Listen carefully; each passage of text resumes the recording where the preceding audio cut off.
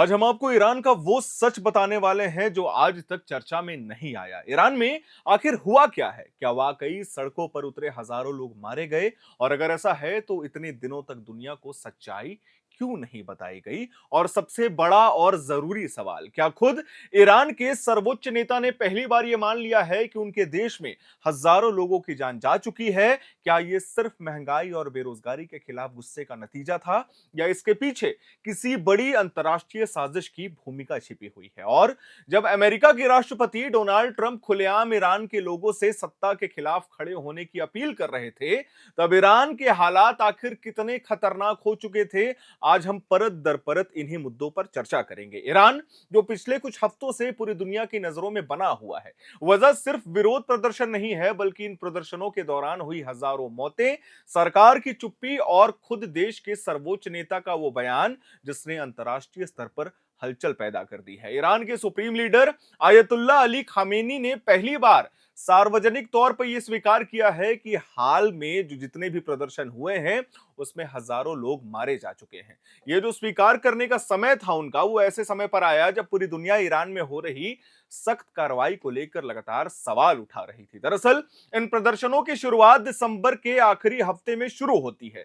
शुरुआत महंगाई, बेरोजगारी और आम लोगों की जिंदगी में बढ़ती परेशानियों से शुरू होती है।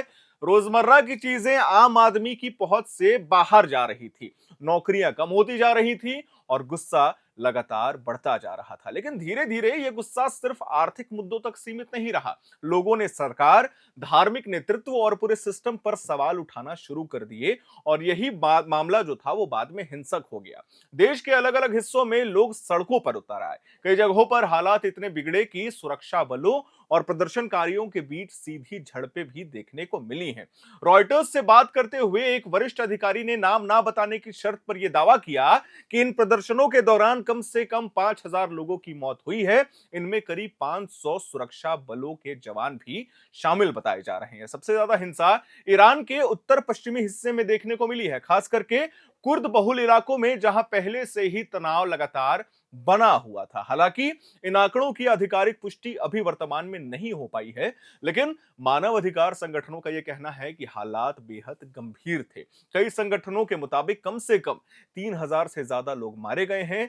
असली आंकड़े आज भी साफ नहीं है, क्योंकि जैसे ही हालात बिगड़े, ईरानी सरकार ने देश भर में इंटरनेट सेवाएं लगभग पूरी तरीके से बंद कर दी थी। इंटरनेट बंद होने की वजह से ना तो सही जानकारी बाहर आ पाई और ना ही मौतों की सही गिनती ठीक से हो पाई है। हम आपको बता दें, इसी बीच शनिवार को देश को संबोधित करते हुए सुप्रीम लीडर अली खामेनी ने बड़ा बयान दिया है। उन्होंने कहा कि हालिया जो अशांति में कई हजार लोगों की जान जा चुकी है। यह बयान इसीलिए भी अहम है क्योंकि ईरान की सत्ता आमतौर पर इस तरह की बातों को स्वीकार कभी नहीं करती। हालांकि खामेनी ने मौतों की जिम्मेदारी सीधे तौर पर ईरान की सुरक्षा एजेंसियों पर नहीं डाली। उन्होंने कहा कि कुछ लोग जो है अमानवीय और बर्बर हालात में मारे जा चुके हैं, लेकिन इसके लिए उन्होंने अमेरिका और अन्य विदेशी ताकतों को जिम्मेदार ठहराया है। उन्होंने आगे यह भी कहा कि प्रदर्शन ईरान की जनता की जो नाराजगी वो नहीं है, बल्कि बाहर से रची गई एक साजिश का हिस्सा है।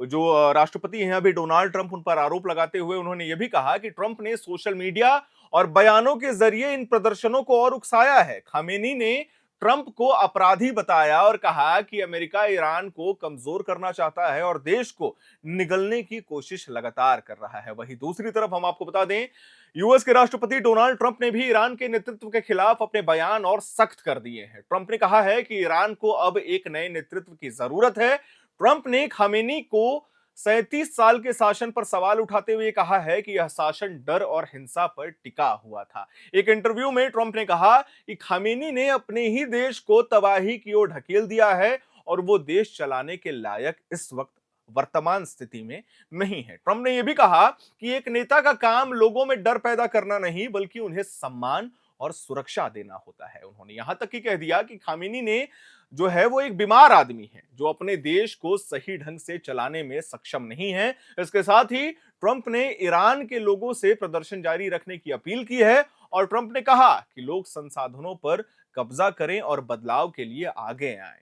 उन्होंने ये भी कहा है कि मदद रास्ते में है, जिससे हालात और ज्यादा तनावपूर्ण इस वक्त वर्तमान में ईरान में हो गए हैं। इन बयानों के बाद अंतर्राष्ट्रीय स्तर पर चिंता और बढ़ गई है। कई देशों को यह डर है कि अगर ईरान ने हालात और बिगड़ जाते हैं तो ये संकट सिर्फ ईरान तक सीमित नहीं रहेगा। इसी बीच ईरान सरकार लगातार इस पूरे आंदोलन को अमेरिकी साजिश लगातार बता रही है।